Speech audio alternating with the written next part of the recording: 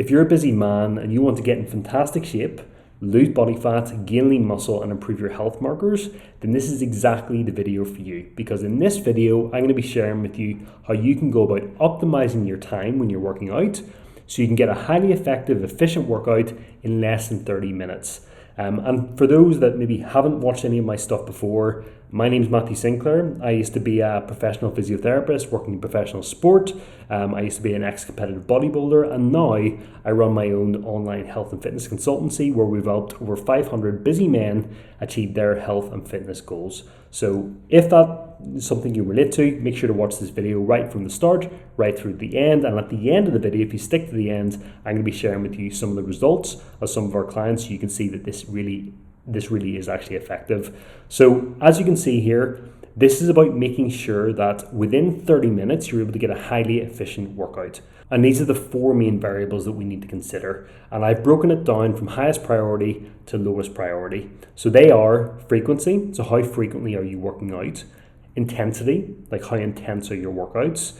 The type of exercises that you're doing, so making sure that you aren't wasting time doing the wrong exercises. And then finally, your rep ranges, so how many repetitions should you be doing, how many sets should you be doing as well. So the first most important aspect to this, if we're keeping our workouts within 30 minutes, essentially the biggest thing that's going to move the lever and going to make things most efficient is going to be the frequency. So for example, if you can work out 3 times a week at 30 minutes, that's obviously not going to be quite as effective as doing 5 sessions a week at 30 minutes. So ideally, you want to be working out a minimum 3 times per week, maximum 5 times per week. If you're having to train more than 5 times a week, it's because these other variables aren't taken into consideration, more in particular your intensity, meaning that if you're able to train over 5 times a week, it's probably because you aren't training intensely enough or you aren't doing the right type of exercises, because really you shouldn't need to do more than 5 times a week. In actual fact, most of our clients are starting off on 3 sessions per week, typically maximum 4 sessions per week. It's very rarely that a client would do 5 sessions per week, and bearing in mind that these are only 30-minute sessions. So when it comes to frequency, depending on how frequently you can actually work out for 30 minutes, this is the way in which I would recommend structuring your workouts. So if you're only able to do 3 sessions per week, the most efficient use of your time is to do 3 full body sessions. And what I mean by that is, rather than just training your upper body in one session and then maybe another session you do your lower body, you're essentially training every single aspect of your body. You're doing your upper body, you're doing your lower body, all encompassing in one workout, and you're doing that 3 times a week. Now, if you're in a position where you do have that little bit of extra time to do 4 30-minute sessions, I would recommend then moving to what we call a push-pull leg split. So this is where you would do a push session, a pull session, a leg session, and then a push session, and you would just repeat that cycle essentially. So a push session would be anything obviously where you're pressing the weight away from you. A pull session would be you're pulling the weight towards you, and then leg session, pretty self-explanatory is whenever you're using your legs to load the weight.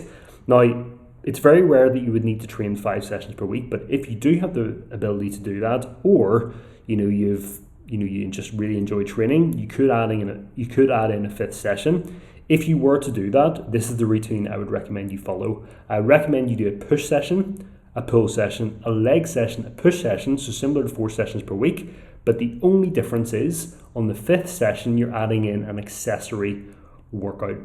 And essentially what I mean by that is you want to use this 5th session to bring up your lagging body parts. So let's say, for example, you want to improve the thickness in your abs, or you want to have bigger calves. As a very simple example, I don't have very good calves, as most people don't. So what I would typically do is on my 5th session, because I've trained all my other body parts, I would then focus that session on doing things like calves, things like abs, where they maybe don't get a lot of direct attention throughout the week. So you would bring up your lagging body part on the 5th session. The second main variable here is the intensity of how you work out. So this is something that certainly a lot of newbies to the gym struggle with. They struggle to push themselves hard enough to actually see the results that they want to see, and end up scratching their head and kind of questioning, why am I not seeing the progress I want to see? Well, it's simple. It's because you haven't worked out intensely enough. You should be pushing yourself to the point of close to fatigue on every single set, especially if you're doing 30-minute workouts where the time window is quite short. You want to make sure that you're optimizing your time, so you want to make sure that you're working intensely within those 30 minutes. And this is a nice kind of reference here, and I'll show you what this looks like in a second. But this RPE of 8+ for every single set, that simply refers to the rate of perceived exertion. So that's what RPE means. And I would recommend, if you're doing 30 minutes or less in a workout session, in order to get enough stimulus, you need to be working out at this level of intensity. So an 8 out of 10, at least minimum RPE. So what that means here is, let's say you have a set of 10 repetitions.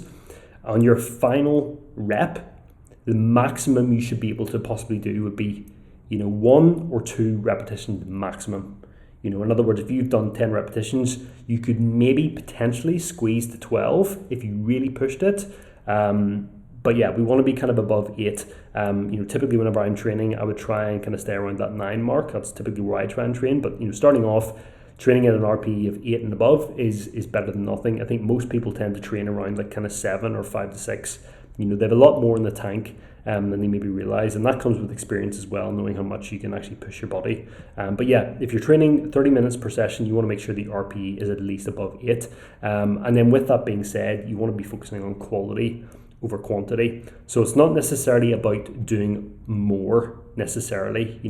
You could have most of our clients are working out for 30 minutes, maybe maximum, 40, 45 minutes. And that's because we're training like with quality over quantity. You could train for an hour and a half, but if you aren't pushing yourself to 8 out of 10 RPE per set, you're not training with any quality whatsoever. I would far rather you do a shorter session at 30 to 45 minutes with higher quality, more intensity, rather than doing it, an hour and a half where you're sitting, looking at your phone and checking Instagram and stuff in between sets and bringing your intensity down. We don't want that to happen. We want to make sure that our intensity is there every single set. We're in the gym and just making the most of our time there. The third pillar is the type of exercises that you do. So because our window of exercise is only going to be 30 minutes, we want to make sure within that time frame we're prioritizing exercises that essentially give us the most bang for the buck. So we want to be prioritizing compound movements. So these are movements that it simply means doing an exercise that requires multiple joints to do the movement.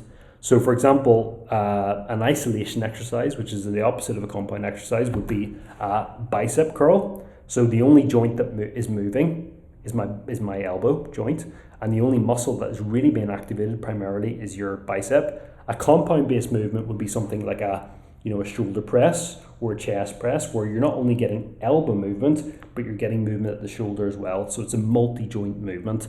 So you want to be prioritizing compound-based movements, and I've broken it down here for you to show you the main compound movements as well. So let's say, for example, you are doing a 4-body session, and as I say, I want to recommend doing push, pull, leg, push, and then that on rotation. For your push session, you want to be prioritizing these movements: bench press, military press, body weight dips, either on the bench, or if you're strong enough,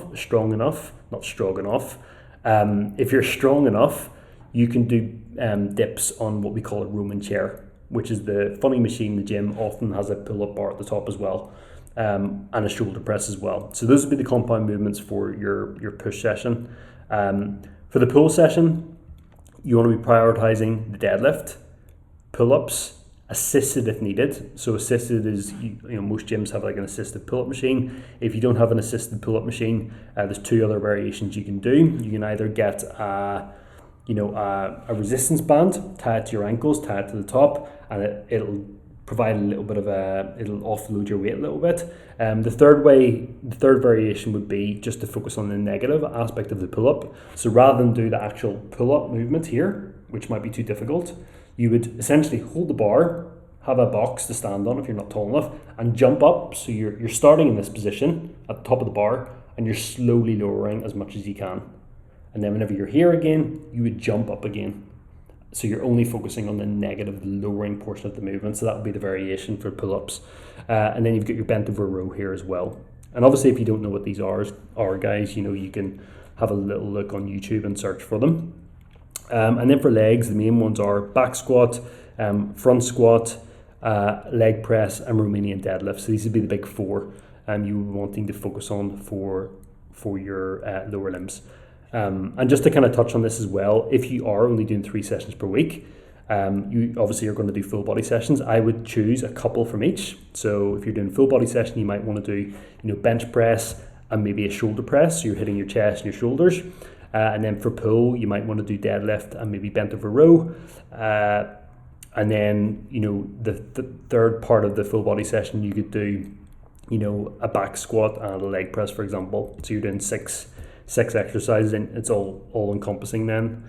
So that's what I would do if you were doing full body sessions. I would do like maybe a couple, from each here. And then the other element here is the rep range and the set structure as well. So whenever you're doing your workouts, you want to be doing a rep range of 6 to 12. And simply what I mean by that is you want to be essentially RPE 8 plus within that rep range. So if you're able to do more than 12 reps, you're not working hard enough, or the weight isn't heavy enough. So you need to choose a weight, a level of resistance to where you're only able to maximum do 12 reps in that given set, and on the lower end, a minimum of 6. So whenever it comes to your workouts, you obviously as well want to make sure that you're choosing adequate weight. So this is how you would be able to tell if your weight is heavy enough. So let's say you're doing 3 sets of an exercise, and for the first set, your maximum RPE is 12 reps of 100 kilograms. Let's say you did that for the first set.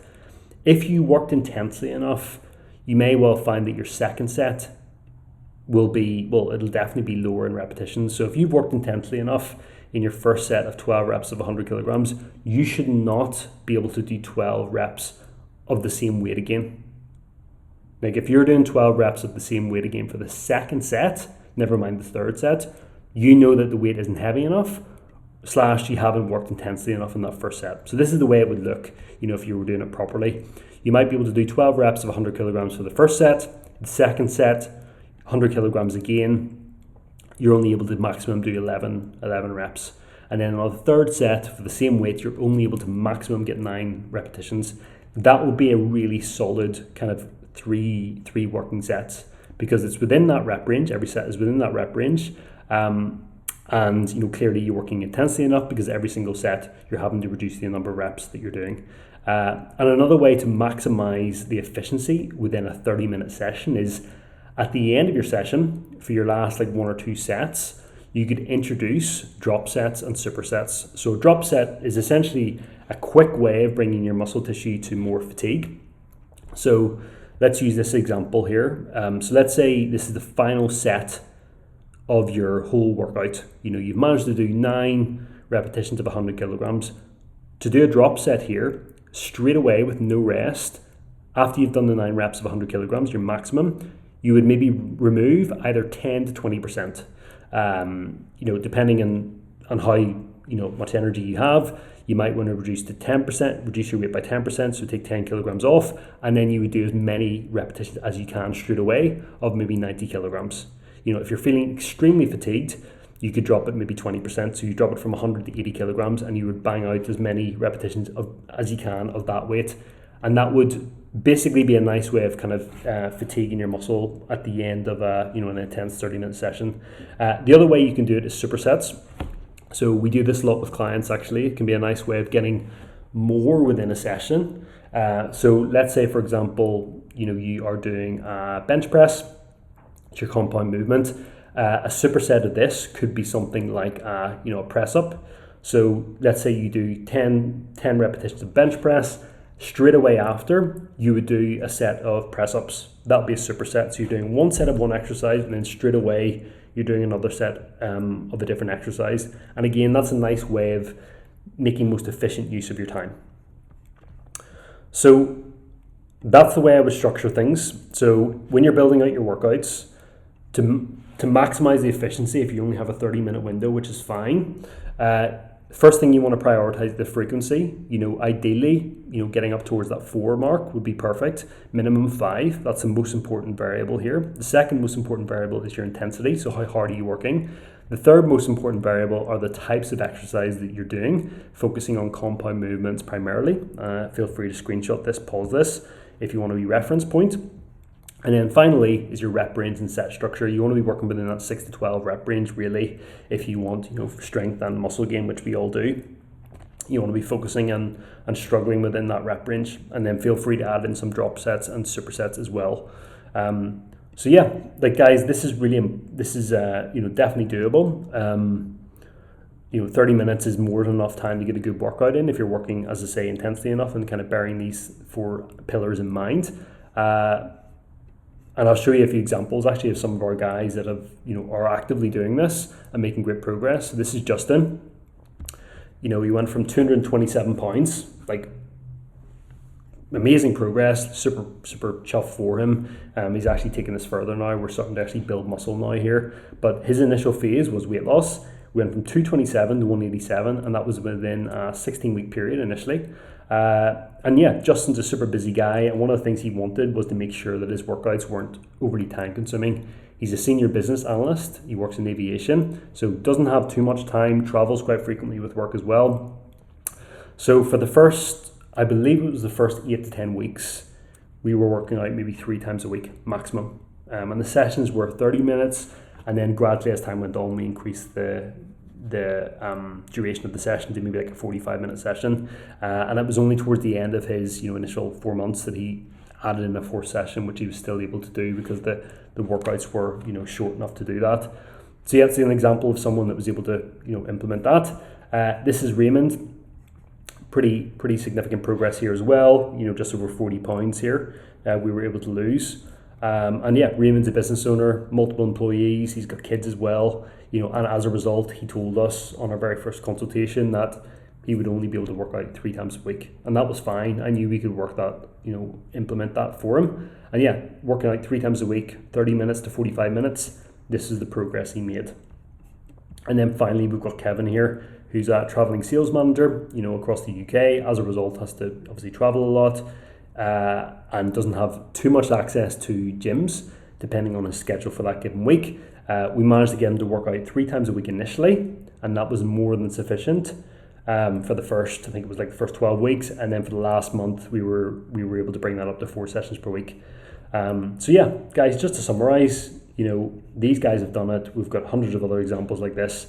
You don't necessarily need to be working out for longer, and if your sessions are more than 45 minutes, either you're not working out intensely enough, or there's other variables there too. Your workout maybe just isn't specific to you. But yeah, you should be able to get a great workout in within 30 minutes if you follow these principles.